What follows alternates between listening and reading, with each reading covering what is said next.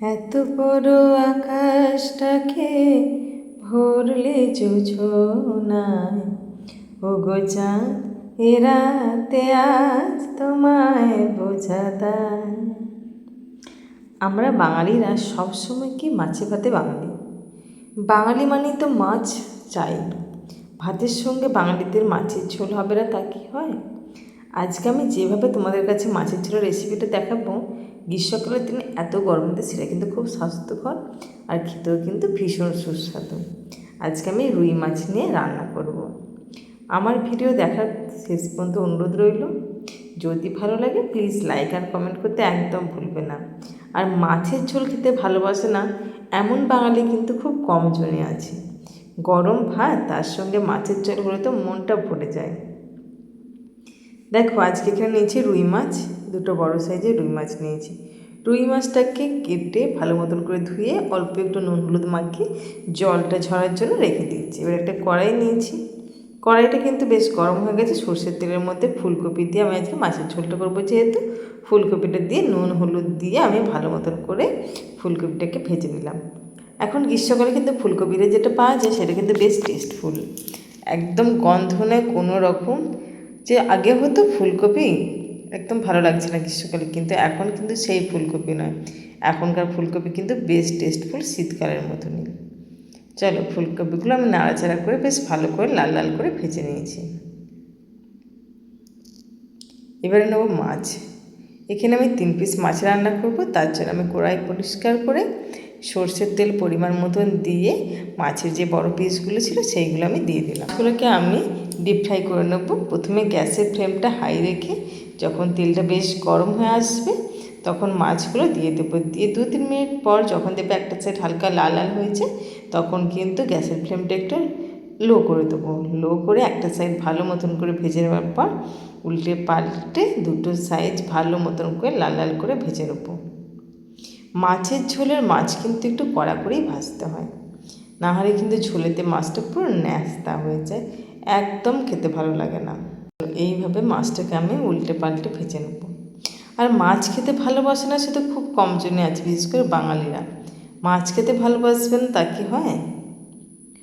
শুধু কি চন্দ্রমুখী দিয়ে যায় সবাই ওকে, শুধু কি চন্দ্রমুখী দিয়ে যায় সবাই ওকে, যদি আর হাসনো হানা একই চোখে যায়, এত বড় আকাশটাকে ভরলে যোছনায়, ওগো চাঁদ এ রাতে আজ তোমায় বোঝা দায়। দেখো মাছগুলো আমার লাল লাল করে ভেজে নেওয়া হয়ে গেল। দেখো এরকম গরম মাছ পায়, তার সঙ্গে যদি হয় গরম ভাত, তার সঙ্গে হয় যদি একটু আলু সেদ্ধ মাখা, উফ, তার সঙ্গে আরও যদি একটু হয় ঘি, তাহলে সত্যি আমাদের পুরো মনটা ভরে যায়। তখন মনে হয় মাছের ঝোল এখন থাক, আগে এইটা খাই। দেখো তেলের মধ্যে 5 ফোড়ন দিয়ে দিলাম। ওই তেলের মধ্যে 5 ফোড়নটা দিয়ে দিলাম, অল্প একটু রসুন কুচি করে নিয়েছিলাম সেটা দিলাম, আর দেব পেঁয়াজ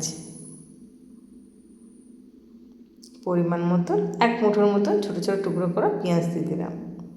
গ্যাসের ফ্লেম লো রেখে পেঁয়াজ আর রসুনটাকে আমি ভালো মতন করে ভেজে নেব। চলো গ্যাসের ফ্লেমটা লো করে দিলাম, দিয়ে পেঁয়াজ আর রসুনটাকে ভালো মতন করে ভেজে নেব। একটু লাল লাল হয়ে আসবে, তাতে কিন্তু ফ্লেভারটা ভীষণ সুন্দর আসবে। একদম ডিপ ফ্রাই করলে কিন্তু একদম বিচ্ছিরি টেস্ট হবে। চলো আমি এখানে নুনটা একটু অ্যাড করিনি, কারণ মাছের মধ্যে যে নুনটা ছিল সেটা তেলের নিচে চলে এসছে, সেই জন্য আমি এখানে আর নুনটা অ্যাড করিনি। দেখো এইভাবে খুন্তি দিয়ে একটু ভেঙে ভেঙে দিতে হবে পেঁয়াজ আর রসুনটা, তাহলে দেখবে খুব সহজে পেঁয়াজ আর রসুনটা ভেঙে গেছে।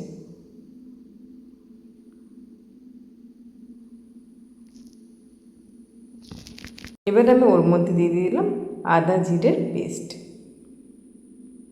আদা জিরের পেস্টটা কিন্তু আমি দিয়ে দিলাম। এখানে মিক্সিং জারে বেটেছি বলে অল্প একটু জল দিয়ে পাতলা করে বাটতে হয়েছে। তার উপর দিয়ে দিলাম হলুদ গুঁড়ো, দিয়ে সমস্ত জিনিসটা আমি ভালো মতন করে কষিয়ে নেব। যতক্ষণ না তেল ছাড়ছে ততক্ষণ কিন্তু আমাদেরকে অপেক্ষা করতে হবে। দেখবে যখন তেল ছেড়ে বেশ কালারটা সুন্দর চলে এসছে, তখন বুঝতে পারবে যে মশলাটা কষা হয়ে গেছে। মাছের ঝোল হবে, তার সঙ্গে আলু হবে না তা কি হয়? মাছের ঝোলে তো আলু মাস্ট। চলো, এখানে কিন্তু আমি একটা টমেটো কেচাপ দিয়ে দিলাম। টমেটো কেচাপ দিলে কিন্তু টেস্টটা ভীষণ সুন্দর হয়। টমেটো কেচাপে তো নিজস্ব একটা স্বাদ আছেই, সেটা যদি আমার মাছের ঝোলে দেওয়া হয় তার কিন্তু ফ্লেভারটা ভীষণ ভালো হয়। দেখো মশলা থেকে অলরেডি তেলও বেরিয়ে গেছে, তোমরা দেখে বুঝতেই পারছ। এইভাবে আস্তে আস্তে মশলাটা আমি ভেজে নেব। এরপর দেবো সিদ্ধ করা আলু। আমি আলুগুলো একটু ভাপিয়ে জলটা ফেলে দিচ্ছি। ভেজে নিলেও ভালো হতো, ভাজিনি, কারণ এত গরমেতে যদি আলুটা ভাজি সেটাও তো তেলে ভাজতে হবে। তার থেকে বরঞ্চ একটুখানি প্রেসার কুকারে ভাপিয়ে নিই, তাহলে আলুটা বেশ নরম হয়ে যাবে। আর মাছের ঝোলটা যেহেতু আমি লাইট করব, বেশি তেল মশলা দেবো না, তাই আলুটা আমি সিদ্ধ করে নিয়েছি। কে তোমার আলোর কোনা, সব আগে মাখবে গায়ে, নদীর ওই ঢেউগুলো তাই পড়েছে তীরের পায়ে, আমারও বুকের মাঝে কি যে হয় বুঝি না যে, আমারও বুকের মাঝে কি যে হয় বুঝি না যে, কি যেন হঠাৎ সুখে সবই ভেসে যায়, এত বড় আকাশটাকে ভরলে জোছনায়, ওগো চাঁদ এ রাতে আজ তোমায় বোঝা দায়।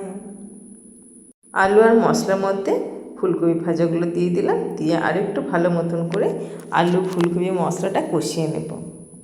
দিয়ে এবারে পরিমাণ মতন জল দিতে হবে। যতক্ষণ না কষানো হচ্ছে ততক্ষণ একটু অপেক্ষা করতে হবে।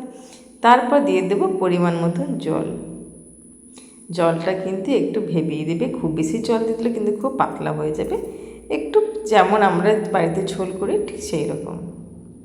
এরকম পাতলা ঝোল খেতে কে কে পছন্দ করো প্লিজ আমাকে কমেন্ট করে জানাবে যে মাছের ঝোল কোন কোন বাঙালির পছন্দ। সমস্ত ঝোলটা ফুটতে আরম্ভ করে দিয়েছি। এখানে আমি 3 থেকে 4 মিনিট ফুটিয়ে নেব। দেখো আলু আর ফুলকপিটা বেশ ভালো মতন করে ফুটে গেছে। এবার আমি ওর মধ্যে ভাজা মাছটা দিয়ে দেবো। যে 3 পিস মাছ আমি ভেজে রেখেছিলাম সেই মাছগুলো দিয়ে একটু ভালো মতন করে নাড়াচাড়া করে 3 থেকে 4 মিনিটের মতন গ্যাসের ফ্লেমটা লো রেখে রান্না করলে কিন্তু আজকের মাছের ঝোল রেডি। তার সঙ্গে যে গরম ভাত, তাহলে আর কি চাই, আর কিছুই লাগবে না। বাঙালির প্রিয় মাছের ঝোল তাহলে রেডি হয়ে যাবে। আমরা সবসময় জানি আমাদের যে কোনো অনুষ্ঠান বাঙালিদের মাছ ছাড়া কিন্তু অসম্ভব, মাছ চাই। চলো আমি এখানে গরম ভাত নিয়েছি, দেখতেই পাচ্ছ। তার সঙ্গে কাঁসার থালায় তার সঙ্গে ভাত, তার সঙ্গে দিতে হবে বাঙালির প্রিয় মাছের ঝোল, তাহলে আর কি চাই। দেখো মাছের ঝোল, তার সঙ্গে ফুলকপি আছে, আলু আছে। এইভাবে যদি মাছের ঝোল একবার বাড়িতে তৈরি করো, সবাই কিন্তু খুব চাইবে যে এরকম লাইট পাতলা মাছের ঝোল, আর একবার করলে কিন্তু মন ভরে যায়। তাহলে আমার ভিডিও যদি ভালো লাগে প্লিজ লাইক আর কমেন্ট করতে একদম ভুলবে না। অবশ্যই আমার চ্যানেলটি সাবস্ক্রাইব করে দেবে যদি আমার ভিডিও ভালো লাগে, আর প্লিজ আমার চ্যানেলটিতে কমেন্ট করে জানাবে আমার রেসিপি তোমাদের কেমন লাগছে। তাহলে এখানে ভিডিওটি শেষ করছি। তোমরা ভালো থাকবে, সুস্থ থাকবে। আবার অন্য কোনো দিন অন্য কোনো ভিডিও নিয়ে তোমাদের কাছে আমি অবশ্যই হাজির হই।